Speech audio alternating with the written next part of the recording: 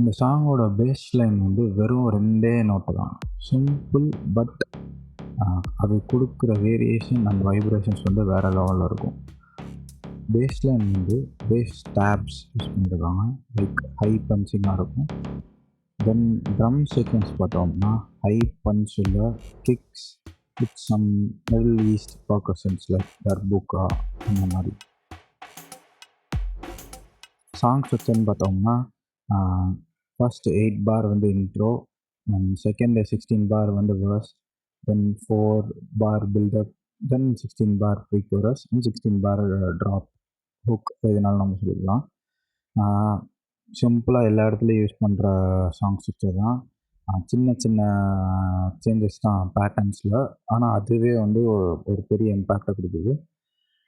Base லைனில் first இன்ட்ரோவில் வந்து ஒரு நோட்டு வந்து இருக்கும், அதே ஒரு நோட்டு வந்து ஹுக்கில் வந்து ஒரே ஒரு நோட் தான் சேஞ்ச் ஆகும், ஆனால் அதோட இம்பேக்ட் வந்து வேறு மாதிரி இருக்கும்.